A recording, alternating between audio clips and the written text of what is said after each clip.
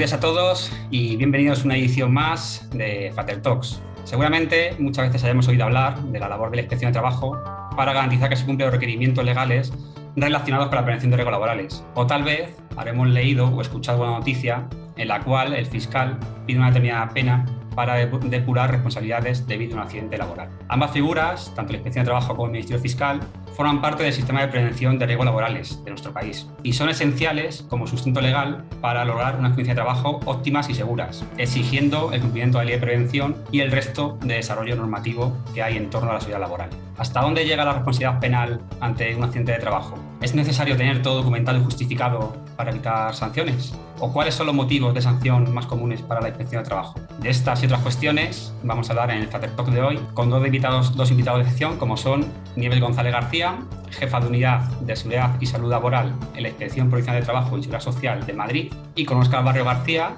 fiscal delegado de Siniestralidad Laboral de la Fiscalía Provincial de Ávila. Buenos días, Nieves, buenos días, Óscar, y bienvenidos a ambos. Buenos días. ¿Qué tal? Gracias. Bueno, para hacer una breve introducción de ambos, que los dos tienen un currículum, como podéis imaginar, súper extenso, pero bueno, para hacer una breve introducción, comentar que Nieves es inspectora de Trabajo y Seguridad Social desde el año 1995 y ha realizado dicha labor en varios destinos, como Barcelona, Albacete, Toledo, donde además fue jefa de Unidad de Seguridad y Salud, Madrid y los servicios centrales de la Inspección en el Ministerio. Actualmente, como he comentado, es jefa de la Unidad de Seguridad y Salud en la Inspección de Trabajo y Seguridad Social de Madrid y además es formadora de la Escuela de la Inspección de Trabajo y Seguridad Social. Por otra parte, Óscar es licenciado en Derecho por la Universidad de Valladolid y accedió a la carrera fiscal en el año 1998, siendo Barcelona su primer destino. Fiscal de Ávila desde el año 2000, actualmente es fiscal delegado de Siniestralidad Laboral y de Seguridad Vial en Ávila desde el año 2007. Creo que nadie mejor que ellos dos, Nieves y Óscar, para hablar sobre la temática que hoy vamos a tratar en este Fater Talk. Bueno, Nieves, los prevencionistas siempre hablamos de que la prevención debe ser menos burocrática, menos basada en la documentación, ¿no? Y siempre nos gustaría que la prevención pues, fuera algo mucho más práctico, más eficaz, sin tener que estar permanentemente todo justificado y todo documentado, ¿no? Sin embargo, al final, pues siempre nos encontramos que cuando hay un requerimiento de la inspección, pues al final lo que siempre se pide es pues, justificar y documentar cosas que hayamos hecho, ¿no? ¿Cómo se puede conjugar, ¿no?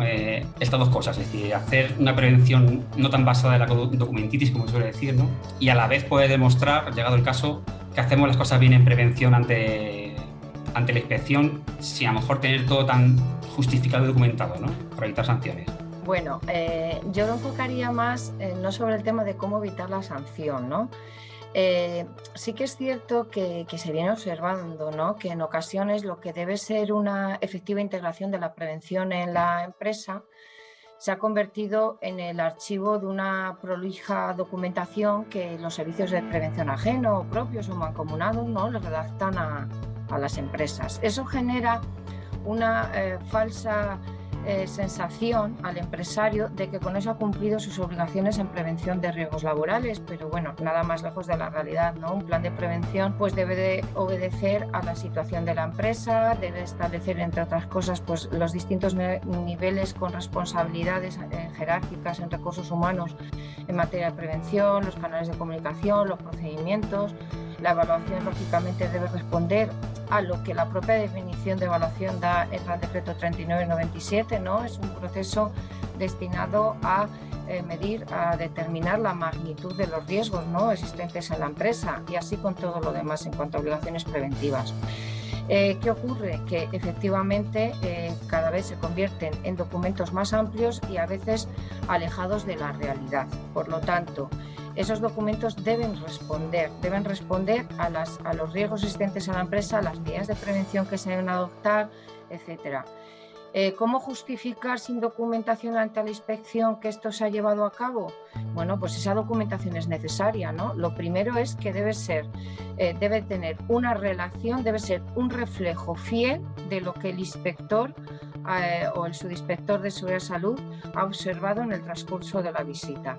Y debe ser un reflejo fiel, y de ahí, bueno, pues se podrán justificar otros aspectos como son si se han implantado o no se han implantado. Obviamente hay determinados temas que pueden ser objeto de una inspección visual y otros que dependen también de un soporte documental, por ejemplo, los resultados de una evaluación de riesgos con una serie de mediciones y con el planteamiento de una serie de medidas preventivas. Por lo tanto, las dos cosas son necesarias. Por un lado, que exista evaluación, pero que esa evaluación, que es lo importante, obedezca a la realidad de la empresa.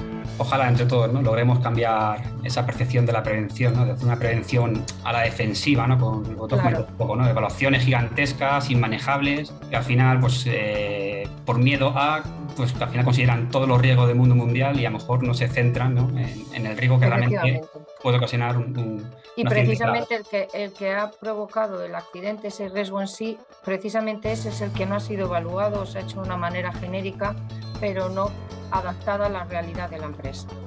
Óscar, para concienciar al empresario acerca de la importancia de poner todo su esfuerzo, ¿no?, en la prevención de accidentes, muchas veces los prevencionistas recurrimos o intentamos hacerle ver la responsabilidad que conlleva el no hacer las cosas bien en prevención, ¿no?, sobre todo cuando hablamos de accidentes graves o mortales, ¿no?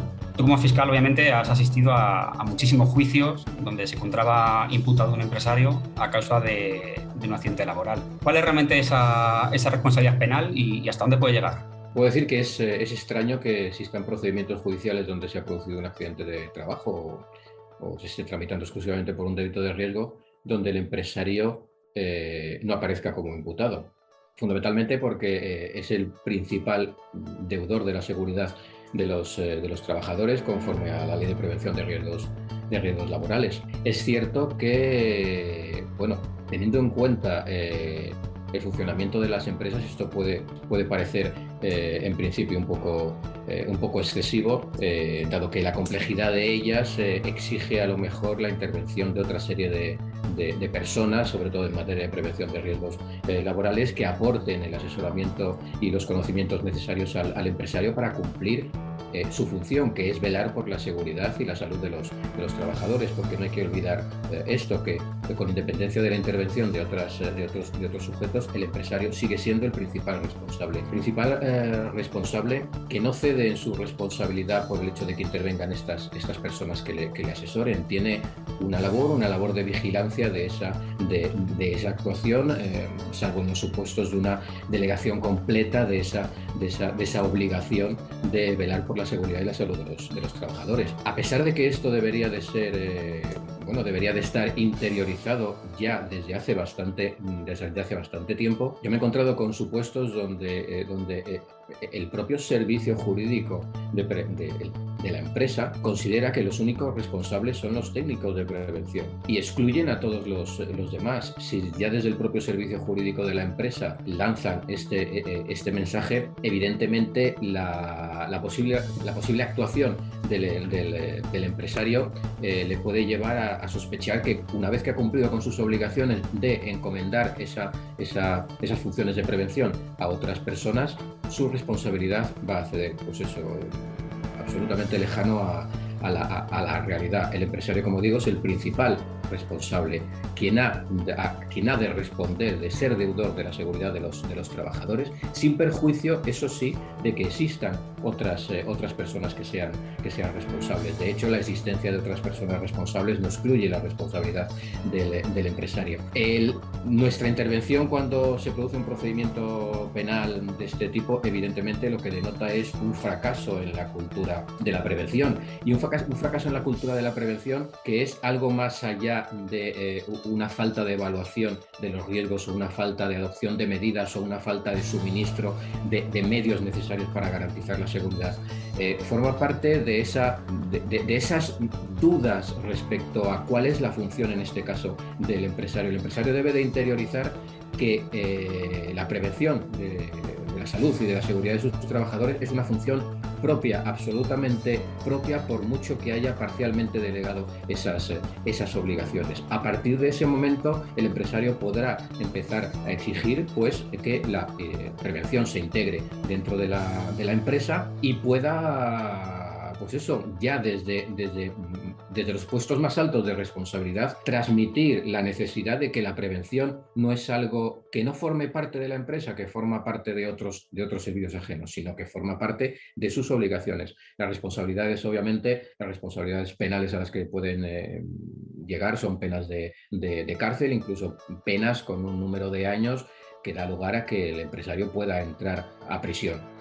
Con lo cual, tampoco esto significa que por el hecho de ser empresario sea absolutamente responsable. En el ámbito penal operan dos principios fundamentales, que es el principio de legalidad y el principio de culpabilidad. Habrá que acreditar en ese procedimiento penal la verdadera responsabilidad o el verdadero, en este caso, incumplimiento de las normas de prevención que exige el artículo 316. Y lo has comentado, ¿no? Es decir, la responsabilidad de prevención no se puede delegar. Es decir, puedes delegar funciones, puedes crear un servicio de prevención propio mancomunado cuando toque o contratar un SPA, pero la responsabilidad final obviamente no te la puedes quitar.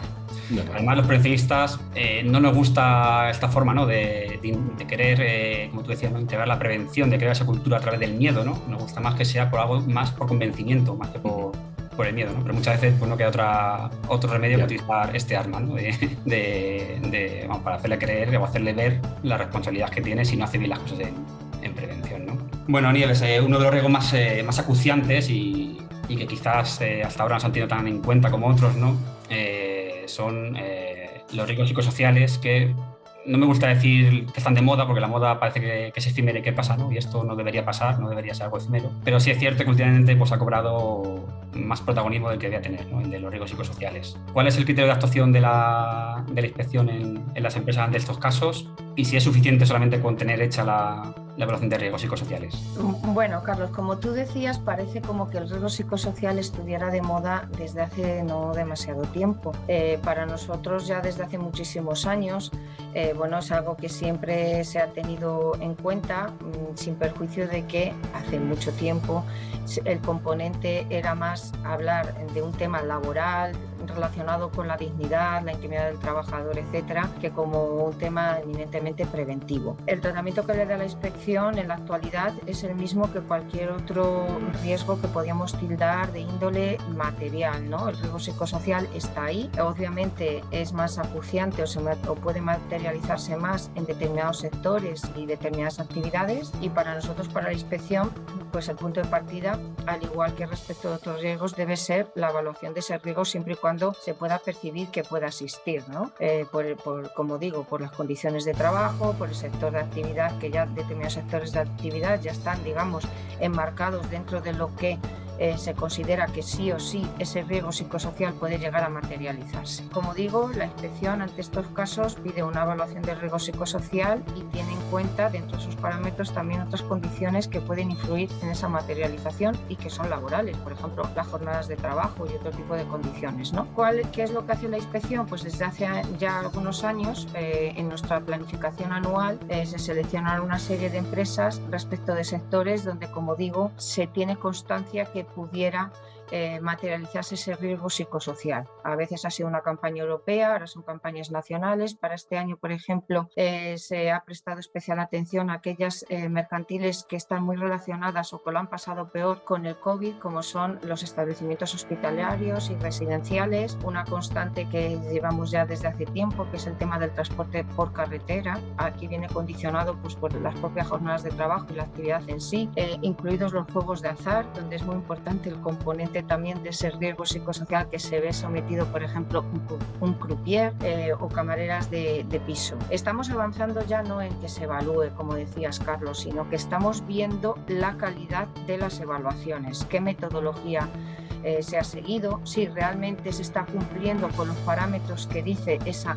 metodología, pues por ejemplo el PSICO 4.0 del Instituto Nacional, pues ver si efectivamente esa evaluación ha obedecido a los parámetros fijados por el Instituto Nacional, si se ha optado por ese método.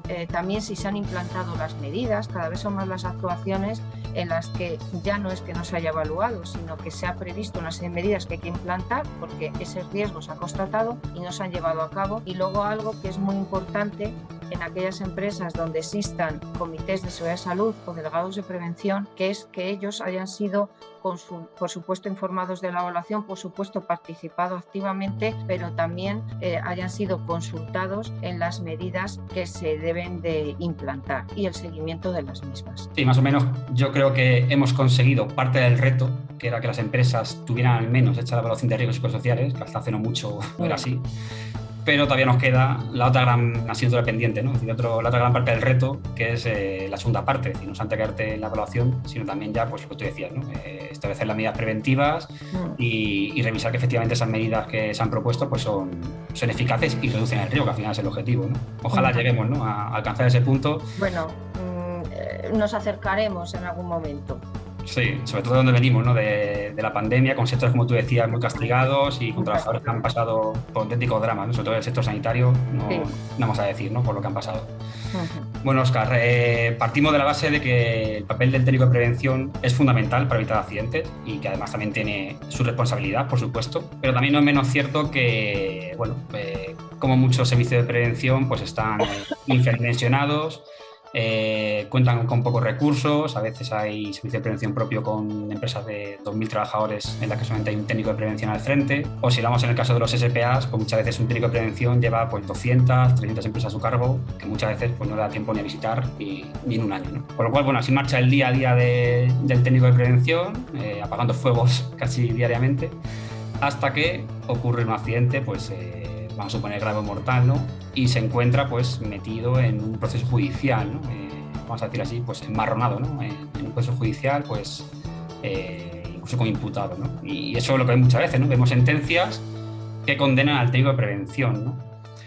Sin tampoco querer asumir el papel de victimista. Esto no supone que la cadena final se rompa por el lado más débil, que es el del técnico de prevención. Bueno, Carlos, seguramente en esas sentencias donde se condena al técnico de prevención, seguramente también se ha condenado al empresario, seguramente. ¿Qué pasa con el técnico de prevención? El técnico de prevención de riesgos laborales, en principio, se ve lastrado por su propio nombre, técnico de prevención de riesgos laborales. En un procedimiento penal, evidentemente, cuando se están discutiendo el incumplimiento de las normas de prevención de riesgos laborales, uno de los requisitos del tipo, y aparece una persona que es el técnico de prevención de riesgos laborales, a todos nos hace saltar las alarmas. Quiero decir, el empresario es el empresario y el técnico de prevención se supone que es la persona o el servicio especializado que ha proporcionado el suficiente asesoramiento y apoyo al empresario, que es su función. Hablaba antes del principio de culpabilidad como un principio necesario para poder condenar a una persona y en este caso también a un técnico de prevención. Pues bien, ese nombre, esa denominación, el hecho de que alguien asuma en principio responsabilidad en materia de prevención no significa que deba de ser siempre el responsable. Puede serlo. ¿Y cuándo puede serlo? Lo será cuando en esa labor de asesoramiento y de apoyo al empresario no hubiera cumplido con sus obligaciones. Al técnico de prevención no le corresponde implantar las medidas, no le corresponde incluso vigilar el cumplimiento de las medidas ni proporcionarlas. Le corresponde, eso sí, realizar una correcta labor de asesoramiento y de apoyo al empresario, dado que es quien le aporta, como digo, los conocimientos técnicos. ¿De qué puede ser responsable un técnico de prevención de riesgos laborales? Pues evidentemente de una defectuosa evaluación. Una defectuosa evaluación que en todo caso habrá que estudiar a qué se debe. Esto es, si ha sido por un verdadero defecto por parte del técnico en el cumplimiento de su labor, por parte de una defectuosa información por parte del empresario a la hora de transmitírsela al técnico para que realice su labor, pero evidentemente el hecho de que un técnico lleve 30 empresas y que no pueda realizar evaluaciones con la precisión y la concreción necesaria, nunca va a ser una razón para eludir su propia responsabilidad penal. Es cierto que, como tú dices, hay técnicos que llevan a cabo la prevención de numerosas empresas y que quizás no puedan llegar a todas ellas. Lo que hay que tener en cuenta es que nosotros nos vamos a enfocar en la evaluación que se ha hecho en una empresa concreta. Quiero decir, no sé, es como si alguien sufre un accidente de tráfico porque nos dice que su jornada es excesiva. Habrá que ver de qué manera ha influido su empresario, su empleador, en exigirle esas excesivas jornadas. Pero su responsabilidad a la hora de ponerse a los mandos de un vehículo, y en este caso a la hora de realizar una evaluación de riesgos, la labor del técnico de prevención, la asume él de manera propia. Es decir, no por el hecho de que tenga una carga de trabajo excesiva, eso le va a eliminar su responsabilidad penal. ¿Por qué? Porque evidentemente, nosotros tenemos en cuenta la posición de los imputados, pero tenemos que tener en cuenta fundamentalmente la posición de la víctima. Esto no significa que se vaya a exigir más responsabilidades de las que correspondan a cada uno de los intervinientes, pero todas las razones que pudieran justificar esa falta de responsabilidad penal deberán de ser razones que justifiquen que su trabajo no ha podido realizarse por razones ajenas al mismo. Si ha asumido, y yo entiendo que es difícil decir que no se asume la prevención en una empresa, pero si la ha asumido, no ha llegado hasta donde tenía que llegar para realizar ese trabajo, se produce un accidente y del accidente se puede derivar una responsabilidad del técnico, evidentemente se va a exigir. Y ya digo, eso no significa que el empresario deje de tener su responsabilidad. Es cierto que para el técnico, que el empresario la tenga o no la tenga, cuando estás enfrentado a un procedimiento judicial donde te juegas no solo la pena correspondiente, sino la pena de inhabilitación que llevan aparejada este tipo de delitos, pues entiendo que pueda ser algo, difícil de sobrellevar. Pero ya digo, la carga de trabajo, la excesiva carga de trabajo del técnico nunca le va a poder dar lugar a eludir su responsabilidad.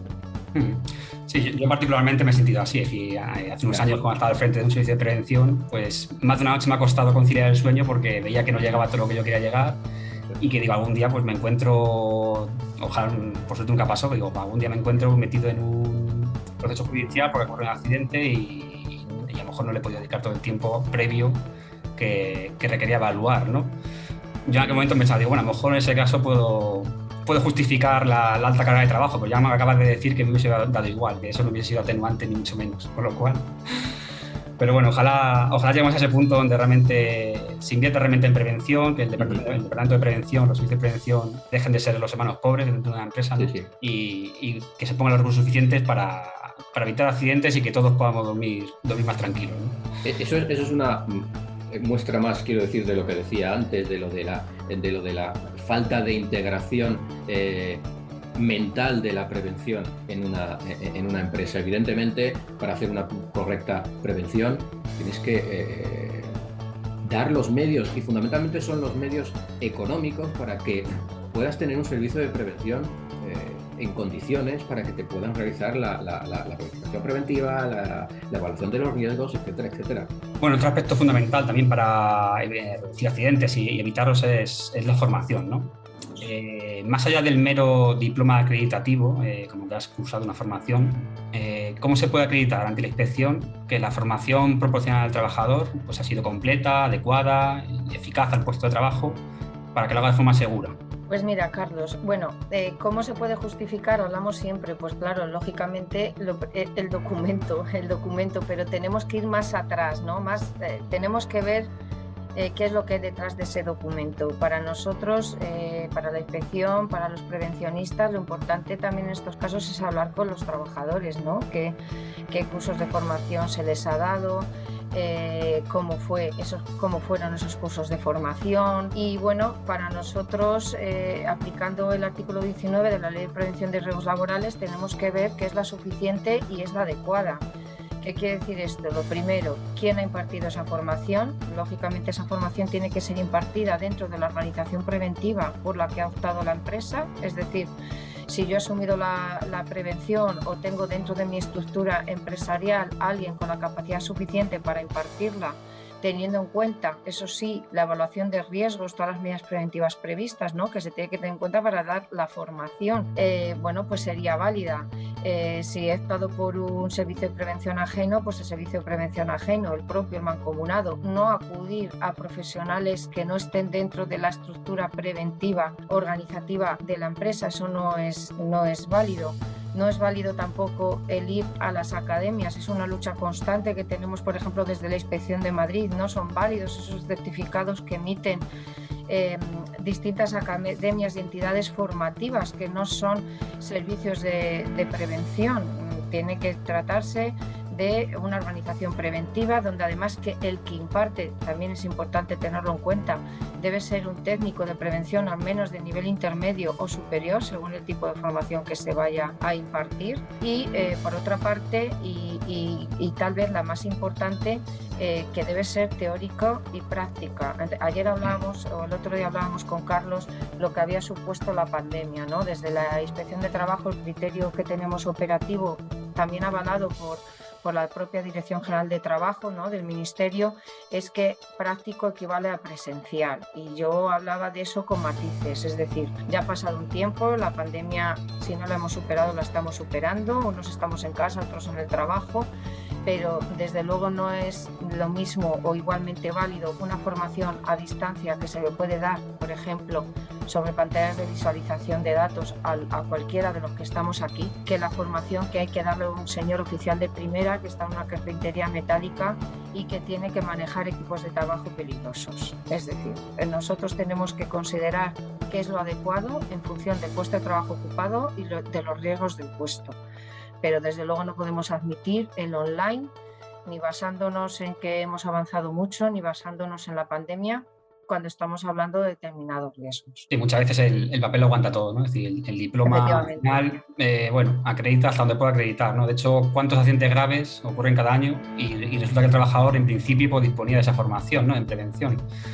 Lo que había que ver es cómo había sido esa formación. Y cómo se le impartió. Desde luego, desde aquí hay actuaciones sancionadoras respecto a algún servicio de prevención que ha falsificado esa formación.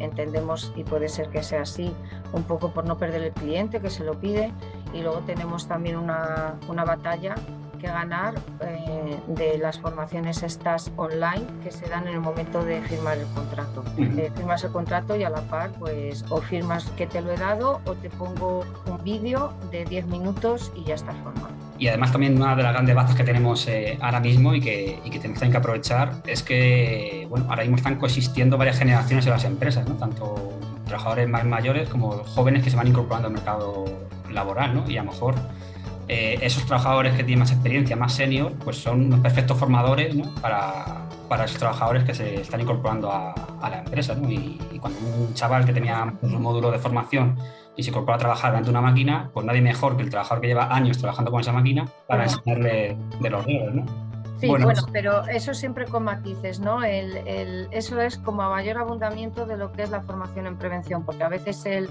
que lleva muchos años en la máquina tiene una serie de vicios adquiridos que tampoco se transmitan luego. O sea, eso con matices. Eso, digamos que sería completar el itinerario ya dentro de la empresa formando en prevención, pero desde luego lo básico tiene que ser un profesional que a lo mejor para impartir ese curso de formación en prevención tiene que haber estado en contacto, aparte de dar sus consignas de normas y prevención, tiene que haber estado en contacto, por supuesto, con la evaluación de riesgos, por supuesto, con el plan de prevención para saber cuál es la organización de la empresa, cuáles son los procedimientos de trabajo y a lo mejor también hablar con esas personas con mayor experiencia, ¿no?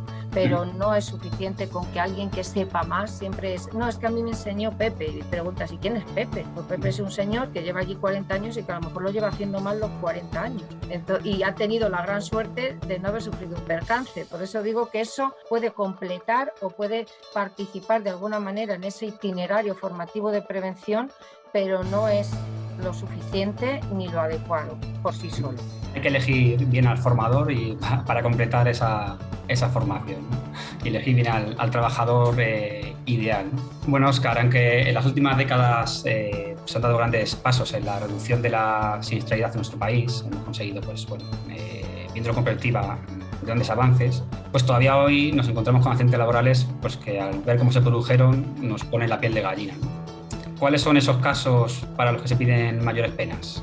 A ver, en el ámbito penal y en el ámbito de la siniestralidad laboral, trabajamos con dos tipos penales fundamentalmente. El artículo 316, que tipifica lo que es el delito de riesgo, es decir, la puesta en peligro grave del trabajador por el incumplimiento de las normas de prevención de riesgos laborales, que den lugar a que no se proporcionen las medidas necesarias para que el trabajador realice su labor en condiciones de seguridad y que solo pueden ser cometidos por determinadas personas, lo que el Código Penal habla de sujetos legalmente obligados, y por otro lado los tipos delictivos a los que han dado lugar el resultado de un accidente, bien las lesiones imprudentes en sus varias formas o bien el supuesto de homicidio. Es cierto que la gran mayoría de los asuntos que llegan a los juzgados son supuestos en los que se ha producido un resultado lesivo o un resultado de muerte. Sería interesante que llegaran más tanto a Fiscalía como a los juzgados los supuestos de delitos de riesgo,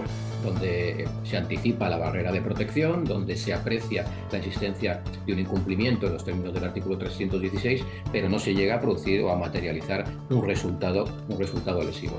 ¿Qué sucede cuando se dan ambos tipos? Bien, el 316 lleva aparejado una pena de hasta 3 años de prisión y una pena de multa, y las accesorias correspondientes, entre las que se encuentra la pena de inhabilitación especial para el concreto cargo del sujeto que ha sido declarado responsable. Los delitos de lesiones llevan aparejadas una pena que, en el caso del homicidio, pues el delito más grave, lleva aparejada una pena de hasta 4 años de prisión. ¿Qué sucede cuando, como digo, se cometen los dos o se acusa de los dos y concurre un delito del artículo 316 con uno de los supuestos de las lesiones por imprudencia o del homicidio? Bien, en este caso habrá que distinguir si la situación de riesgo o a esa situación de riesgo que se considera que integra el 316 ha sido expuesto no solo el trabajador frente al que se ha materializado el resultado posterior lesivo, o si han existido además otros trabajadores. En el primero de los casos, cuando el riesgo se haya materializado solo respecto de un trabajador, que es el único que ha quedado expuesto, estamos en lo que se denomina un concurso de normas. Esto ha quedado lugar a que se vaya a penar por el tipo más complejo, que podrá ser el delito de lesiones o el delito de riesgo del artículo 316. Trabajando sobre los baremos y la horquilla de penas que establecen cada uno de los tipos. En el caso de que se produzca, de que la situación de riesgo se dé respecto de varios trabajadores, aunque la materialización del resultado se haya producido respecto solo de uno de ellos, estaremos en otro tipo de concurso, lo que se llama un concurso ideal de delitos. ¿Qué supone en este caso el concurso ideal de delitos? Que la ley establece que en el caso de un concurso ideal de delitos, la pena que ha de solicitarse es la correspondiente a la infracción más gravemente penada en su mitad superior. Ejemplo, varios trabajadores expuestos a una situación de riesgo en la que, o a consecuencia de la cual, solo fallece uno de los trabajadores. Bien, nos tendremos que ir a la pena establecida para el delito de homicidio por imprudencia, que va de 1 a 4 años, pero solicitándola en su mitad superior, es decir, a partir de los 2 años y 6 meses, de 2 años a 6 meses a 4 años. ¿Qué significa esto? Que evidentemente a partir de los 2 años la posibilidad de entrar en prisión a cumplir esa pena es mucho mayor. Respecto a los incumplimientos, más allá de que también es posible, pero se tiene en cuenta sobre todo esta relación entre el delito de riesgo y el delito de resultado. Es cierto que a mayores incumplimientos en las normas preventivas, la gravedad del hecho se incrementa, y aplicando lo que se llama la dosimetría penal se podría establecer en esas horquillas que nos marca la ley, pues en el último de los casos que he expuesto, de entre los 2 años y 6 meses hasta los 4 años, el juez va a poder imponer la pena que considere oportuna, valorando, como digo, también la gravedad de las infracciones que se hayan cometido, o más allá que la gravedad, el número de infracciones cometidas. Hay que tener en cuenta también que existe un tipo en el ámbito del 316, que es la posibilidad de que este delito se cometa por imprudencia grave. Esta situación de comisión del delito por imprudencia grave disminuye la pena, pero fundamentalmente los supuestos en los que las penas pueden ser más graves son en aquellos en los que se haya producido un resultado de homicidio y que además hayan puesto en situación de riesgo, pero sin materializar un resultado lesivo, a más trabajadores. Supuestos que ponen la piel de gallina. A ver, a mí me ponen la piel de gallina todos en los que existan resultados lesivos y fundamentalmente aquellos en los que se producen fallecimientos. Y es cierto que en la gran mayoría de los casos, al menos en los que yo manejo, se da un poco, de nuevo, lo que decía antes, una falta de concienciación por parte de todos, y ya digo, no solo en este caso ya del empresario, sino de todos los intervinientes acerca de qué alcance tiene que tener la prevención. Si no solo tiene que ser la última de las responsabilidades de las que nos tenemos que ocupar. Supuestos de caídas en altura sin ningún tipo de medidas, redes perimetrales, horizontales, andamios, líneas de vida. Supuestos en los que existe la medida de seguridad, pero como incomoda a la producción, se anula, permitiendo que el trabajador se exponga a una situación de riesgo que en muchas ocasiones el riesgo no se materializa, pero cuando se materializa es lo suficientemente grave como para que ya, entremos nosotros. ¿Eso a qué se debe? Pues evidentemente, entiendo yo, desde mi humilde punto de vista, a entender que la prevención es una responsabilidad más, pero que no se la da la importancia que debe tener. ¿Por qué? Porque en muchas ocasiones el riesgo no se produce y el trabajador sigue trabajando en situación de riesgo, pero como ese no se materializa, pues vamos a tirar para adelante, vamos a continuar. Sí, en relación a esto que dices, pues cabe destacar la campaña que ha puesto en marcha, ¿no?, el Instituto de Seguridad y Salud en el Trabajo con su plan de choque contra los accidentes mortales, ¿no? Porque al final vemos que hay determinados sectores, pues construcción, industria, y determinados riesgos, pues por ejemplo, caídas en altura, atrapamientos, que al final son realmente los que copan, ¿no?, los accidentes mortales, ¿no? Y hay que hacer algo, ¿no? No podemos tener esa cifra de fallecidos por accidente laboral cada año, ¿no? Es inasumible, por supuesto. Bueno, Nieves, en base a los requerimientos que realiza la inspección y las propuestas de sanciones realizadas, ¿cuál es tu opinión sobre el estado de la prevención en nuestro país? ¿Qué opciones hay de mejora? ¿Y cuáles serían los puntos débiles de nuestro sistema preventivo y los motivos más habituales de infracción? Bueno, son muchas preguntas en una, sí. Pero si hablamos de la prevención, sí que es cierto que durante los últimos años advertíamos que había quedado un poco en segundo plano, ¿no?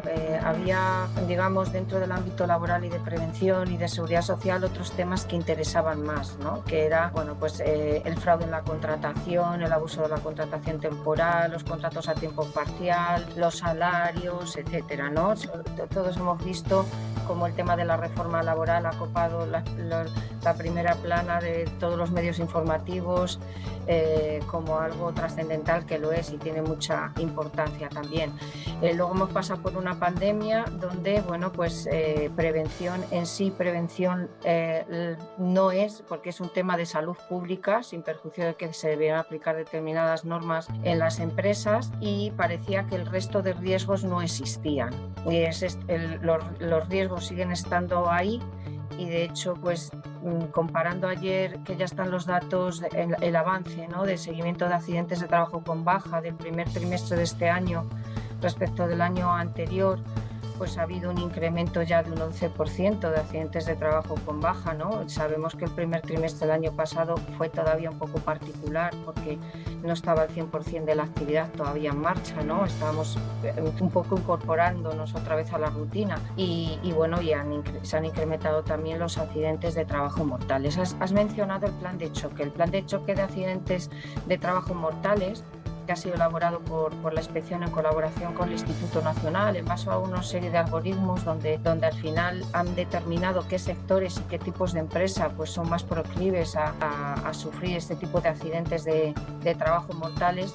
pues al final vemos que los riesgos son los mismos y los sectores son los mismos, ¿no? Pues los riesgos de caída de altura en construcción, los riesgos en el transporte, donde además ahí ya juegan otros aspectos que hemos hablado también, del tema de los descansos, del tema de las jornadas de trabajo, todo lo que se refiere a recogida de residuos, lo que ahora se da en llamar la economía verde, la agricultura y la pesca también. Por ejemplo, la agricultura ha sido la gran olvidada durante estos años atrás, y sí que hay accidentes que ocurren en la agricultura. Aquí estamos haciendo constantemente visitas, ¿no?, en la campaña de la recogida de los distintos productos, ¿no?, que hay en la Comunidad de Madrid. Pues los riesgos siguen siendo lo mismo, los sectores se repiten. El sector servicios, el sector manufacturero es el más afectado por los accidentes, ¿no? ¿Y cuáles son? Pues lo de siempre. Si es que al final estamos hablando de lo de siempre cuando hablamos de accidentes de trabajo. Y luego también importantísimo en los accidentes de trabajo con baja y sin baja, los riesgos ergonómicos, que también son unos de los grandes olvidados. El riesgo ergonómico, si a lo mejor el resultado puede ser, no es tan llamativo como puede ser el que se produce por una caída de altura o una explosión, obviamente, pero genera un innumerable número de bajas laborales. Y ahí también tenemos que hacer hincapié, y de hecho lo estamos haciendo. Parece increíble, ¿no?, que todavía hoy, más de 25 años después, ¿no?, de la puesta en marcha de la ley de prevención, todavía nos encontremos con accidentes esos que hablábamos antes, ¿no?, de los que te ponen la piel de gallina, ¿no?, y que ya deberíamos haber dejado atrás y ya deberíamos haber superado, ¿no? Ha avanzado mucho estos años, pero bueno, las cifras, como tú decías, las cifras de siniestralidad nos hacen poner los pies en la tierra y nos muestran la realidad, ¿no? Y la realidad es que todavía hay mucho por hacer, ¿no? Muchas asignaturas pendientes todavía por aprobar, ¿no? No, es lo que Óscar ha repetido varias veces, la cultura de la prevención, que queda muy bonito decirlo porque parece que es muy demagógico, pero es que es la realidad. O sea, el explicarle en una campaña que tenemos abierta ya desde hace varios años a talleres mecánicos, a explicarle a un señor que tiene 2 o 3 trabajadores, que tiene que hacer una inversión realmente importante en su establecimiento, y además de eso una vigilancia de que se cumplan unas medidas preventivas, pues es realmente complicado, ¿no? A lo mejor en empresas más grandes pues existen incumplimientos como en todas, ¿no? Pero bueno, ya a lo mejor existe otra cultura, va entrando otra cultura, pero en la pequeña y la mediana empresa, que es el parque que tenemos empresarial en nuestro país, pues es realmente complicado el decirle que igual que tiene que pagar todos los meses los seguros sociales, y tiene que ser así como ellos dicen, o tiene que pagar unos impuestos, pues que también hay que cumplir con unas obligaciones en materia preventiva, y que eso conlleva un coste. Bueno, como fiscal, que también eres especializado, ¿no?, en seguridad vial, hay una gran parte de los accidentes laborales que son debidos a accidentes de tráfico, ¿no?, tanto los que son itinere como los que son, pues bueno, aquel tipo de profesional la cual su herramienta de trabajo es el propio vehículo, ¿no? Repartidores, transportistas, riders, que han aparecido ahora hace relativamente poco, y bueno, y también la nueva forma de movilidad, ¿no?, patinete, bicicletas, etcétera, ¿no? ¿Hasta dónde llega la responsabilidad del empresario en ese tipo de accidentes, ¿no?, que parece que lo toca un poco más de refilón, ¿no? Al tratarse de tráfico parece que ya está fuera de la empresa, parece que eso ya no le pertenece, ¿no? ¿Hasta dónde puede llegar? A ver, por un lado, los accidentes in itinere quedan al margen de la actuación de la jurisdicción penal, al menos de la Fiscalía. En el ámbito administrativo es otra cosa. Nosotros nos ocuparíamos de aquellos accidentes que se producen como consecuencia, pues eso, en el ámbito del transporte, o como consecuencia de la utilización de un equipo de trabajo que esté en unas determinadas condiciones, que sea la causa del accidente, como consecuencia de los defectos en el mantenimiento, en la evaluación de los riesgos del propio trabajador, etcétera, etcétera, etcétera. Quiero decir, para nosotros, creo que la nueva ley, el rider y todas estas nuevas formas de trabajo a través de plataformas, yo creo que es un reto. Un reto que veremos a ver cómo se desarrolla, en qué medida podemos dar nosotros algún tipo de respuesta. Espero que muy pocas veces, porque la que damos, como digo, siempre es bastante cruda, pero ya digo, creo que es un reto importante. Fundamentalmente la responsabilidad del empresario vendría por el mantenimiento del equipo de trabajo, por la evaluación de los riesgos, como en cualquier otra actividad. Y aquí de nuevo, y ya déjame, Carlos, que deje al menos mi mensaje como fiscal de seguridad vial, volvemos a lo mismo, a si la cultura de la prevención no es suficiente, no ya digo la cultura en el ámbito de la seguridad vial. Como insisto, en muchas ocasiones estamos en un país donde se permite conducir con una determinada tasa de alcohol, no así de drogas, pero sí de alcohol. ¿Esto puede no afectar a la prevención? Pues puede afectar a la prevención porque nos podemos encontrar con situaciones de trabajadores, en este caso sí, los propios conductores, a esa falta de cumplimiento de las medidas introduzcan su situación de embriaguez en la producción de un accidente. Eso es otra parte, pero quizás, y bueno, a lo mejor me meto en un charco, pero quizás también la parte de prevención debería ir destinada también a eso, a tener en cuenta que por mucho que la ley nos permita conducir con una determinada tasa de alcohol, que en el caso de los conductores profesionales es muy pequeña, pero se permite, quizás habría que concienciar que a pesar de ello, ponerse a los mandos de un camión de 4.000, 5.000 o 6.000 kilos o 10.000, con una determinada tasa de alcohol, por pequeña que sea, es un riesgo no solo propio, sino también para... Está claro que quien se encuentra inmerso en un proceso judicial como imputado por un accidente laboral le marca la vida. ¿Crees que las condenas relacionadas con la prevención sirven para crear conciencia para mejorar a nivel global la seguridad laboral? ¿Y cuál ha sido el caso que recuerdas especialmente? Nieves hacía referencia al adelanto o el avance durante los meses de enero a marzo en el ámbito de los accidentes de trabajo. Bien, en el ámbito de los accidentes mortales en jornada de trabajo, si no lo recuerdo mal, hay 35 accidentes mortales más en el año que el año pasado, ¿vale?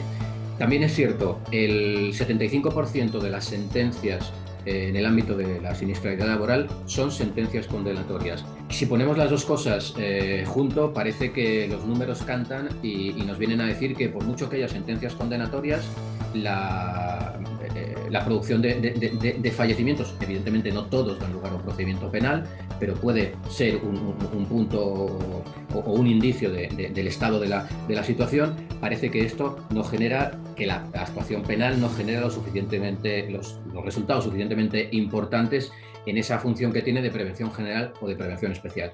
También es cierto que yo creo que esto viene perjudicado por el hecho de que las sentencias que se dictan son sentencias respecto de asuntos que son muy antiguos, de tal forma que lo que al principio en un procedimiento penal se pudiera convertir en un derecho de la víctima a ser resarcida, conforme pasa el tiempo y la respuesta penal se dilata, acaba convirtiéndose en un derecho del investigado en que su procedimiento se termine cuanto antes, de tal manera que si la respuesta fuera más inmediata, quizás la concienciación pudiera ser también más inmediata y eso tendría su reflejo después para evitar el número de accidentes. Vale, me pregunta Carlos Rodríguez varias preguntas. Vamos a intentar responder de forma rápida a todas que plantea. Dice, nuestro Comité de Seguridad y Salud nos solicita hacer una nueva evaluación de riesgos psicosociales a raíz de la pandemia, por la secuela de la misma. Pregunta, ¿tiene sentido esta solicitud donde es ajena la pandemia a la actividad laboral concreta? ¿O lo lógico es que sigamos con las medidas que teníamos aprobadas en materia de riesgo psicosocial? Bueno, vamos a ver, la pandemia ha supuesto, yo creo que a todos nos ha cambiado en algo la vida, ¿no? Y en la vida laboral también nos ha cambiado, en la forma de trabajar. No sé qué empresa se trata, pero realmente en el momento, o sea, una evaluación de riesgos psicosocial, al igual que cualquier evaluación de riesgos, es una foto fija del momento que se hace. Si ha habido cualquier modificación que pueda afectar al riesgo, hay que revisarla. Es decir, en el momento que hemos cambiado la organización del trabajo, ya tendríamos que también modificar la evaluación de riesgo psicosocial para ver qué impacto ha tenido en los propios trabajadores. Hablamos, por ejemplo, del hecho de tener que tomar una serie de medidas durante este tiempo que antes no teníamos que tomar, como es la distancia social de nuestros compañeros, el uso de mascarillas, el ventilar, el que unos teletrabajan, otros no teletrabajan, me obligan a volver a la presencialidad y ahora no quiero volver. O sea, son una serie de situaciones que obviamente afectan a la concepción del riesgo psicosocial que seguramente había en el momento en que el evaluador redactó su documento de evaluación. En empresas pequeñas, cuando contratas el SPA, te piden el número de trabajadores y en función de eso te pasan la oferta, que en el caso de nuestra empresa, bueno, da el importe que son 3.500 euros. Dice, esto supone aproximadamente 50 horas al año que se cubren prácticamente con la evaluación de riesgos y tener controlado toda la parte administrativa que exige la norma. El SPA te deja un plan de acción entre evaluación de riesgos, medición de ruido, temas psicosociales, de más de 500 acciones a realizar y en nuestro caso en una fábrica que considero que es relativamente nueva, limpia y ordenada, con un proceso muy automatizado. La pregunta es, ¿no sería más lógico que desde la propia ley se exigiera a los SPAs hacer las ofertas en función de la situación de cada empresa y no del número de trabajadores? Bueno, es que la norma no establece el importe económico. Aquí es la ley oferta y demanda y tampoco la ley dice ahora que tenga que hacerse por horas de trabajo. Esto yo siempre pongo el ejemplo de la revisión de mi caldera, ¿no? Yo tenía una empresa que me revisaba la caldera y no me gustaba cómo lo hacía, porque iba y nunca veía nada. Y yo de vez en cuando la caldera me salía un aviso y me quedaba sin gas y me quedaba sin agua caliente. ¿Qué hice? Cambiar a otra empresa que me lo hace bien y que va y que me revisa y que me hace una serie de cambios porque alguna clavija está desgastada, porque un tubito, por lo que sea. Eso es lo que tenemos que esa labor de integración de la prevención nos debe de llevar a que la propia empresa exija del servicio de prevención un servicio adecuado. Lo que me decía, tenemos más de 500 medidas que me plantean. Lo primero que les digo yo a las empresas, usted cuando le ha dado el tocho de documentación se ha molestado en decirle al técnico, venga, siéntese un momento conmigo y me va a decir qué es lo que me está dando. Porque eso no es así. Luego yo me siento con la empresa y veo la planificación de actividades preventivas y de 500 medidas, de 200 me dirá este técnico. Si esas ya están implantadas, ¿y por qué no lo habla usted con el técnico? No, eso ya hacemos, por ejemplo, agentes cancerígenos, nos estamos encontrando que en algunos lugares sigue apareciendo en la evaluación y en la planificación que hay agentes cancerígenos y que hay que eliminarlos, cuando a lo mejor hace 5 años que ya no están utilizando el producto químico. Pues es que usted no se ha leído lo que le han dado, o usted no le ha exigido al servicio de prevención que se lo explique. ¿Vale? Entonces, esto es, tengo tan asumido que es importante la prevención que voy a exigir un buen servicio, pero yo mismo me voy a implicar en ver qué es lo que me está ofreciendo el servicio de prevención para valorar si el servicio que me está dando es bueno o no es bueno. Entendemos que la siniestralidad laboral es un tema social y laboral. ¿Por qué no se le da la luz, al igual que otros temas, por ejemplo, como el tema de la violencia de género, ¿no? Es decir, que se hagan campañas, entiendo que se hagan campañas más para dar visibilidad a la siniestralidad laboral, ¿no? Pues no se hace esa campaña, a veces sí se hace, es decir, a veces sí nos encontramos con campaña de comunicación, pero entiendo que lo que quieren aquí decir, pues hacer una campaña más potente, ¿no? Pues sí, totalmente de acuerdo. Ahí no puedo decir otra cosa. Yo creo que es necesario hacer además campañas impactantes, ¿no? Cuando estamos ahora más habituados, y ahora Óscar ahí lo sabe, de las campañas de la Dirección General de Tráfico, ¿no? Que ahora cuando comience el verano seguro que tenemos otra, ¿no? Y cada cual más impactante y no existe esa visibilidad sobre las consecuencias del accidente laboral. Se queda hasta del accidente que podemos decir que en principio no parecía tan aparatoso, nos olvidamos enseguida de las secuelas que para una persona o una familia va a tener eso de por vida. Y además eso es, y ya me pongo desde el punto de vista de la economía, y las mutuas lo saben, el coste laboral que eso supone, el coste a las arcas de las mutuas de toda la administración pública es tremendo, unido al coste humano. Entonces, sí, totalmente de acuerdo. Creo que se debería hacer campañas todavía más impactantes y más repetidas en el tiempo, ¿vale? Incluso hablando de las consecuencias, igual que se hace en tráfico, hablar con personas que han padecido un accidente de trabajo que les ha cambiado la vida. Pues a lo mejor sí, yo creo que sería necesario. No sé, Óscar, si quieres comentar algo para cerrar. Bueno, a ver, simplemente romper una lanza a nuestro favor. Al menos nosotros, nuestra campaña la iniciamos en Fiscalía desde el momento en el que se creó la sección especializada. Sí, quiero decir que ahora habrá quizás otro paso más, y es crear una jurisdicción especializada, que no sé de qué forma, pero evidentemente hay determinados delitos que no son los delitos comunes, donde la complejidad de los temas que se tratan son mayores, y quizás, igual que en el ámbito de la Fiscalía, se exige o se da una especialización en el ámbito de la jurisdicción, para que se puedan lanzar estos mensajes necesarios de la importancia de la prevención y qué sucede cuando esa prevención no se lleva a cabo. Quizás a través de esa, jurisdicción especializada se podría lograr, al menos desde nuestro punto de vista. Pero respecto al resto de campañas, pues sí, evidentemente el ministerio correspondiente, igual que hace la Dirección General de Tráfico, pues en el ámbito de la siniestralidad laboral podría y quizás debe de realizar campañas mucho más intensas. Bueno, pues lamentablemente ya nos quedamos sin tiempo, llegamos al final, no podemos quedar mucho más tiempo hablando de todo esto. De hecho, bueno, pues comento que este tema da para mucho más dudas, muchas más cuestiones, pero bueno, el tiempo que tenemos es limitado y aún así creo que hemos abordado temas muy interesantes y que gracias a vosotros pues, nos habéis dejado todo mucho más claro, todo relacionado con vuestro papel en lo que es el sistema preventivo de nuestro país. Y no siempre se da esta oportunidad, ¿no?, de poder hablar con esta naturalidad y bueno, tener delante a una inspectora, ¿no?, y a un fiscal que nos puedan trasladar su punto de vista sobre estos temas, ¿no? Así que os agradecemos enormemente. Además, sabemos que vuestra agenda es muy, muy ocupada y os agradecemos enormemente el tiempo que habéis estado con nosotros. Muchas gracias. Muchas gracias a Fraternidad por contar con la inspección para esta labor divulgativa.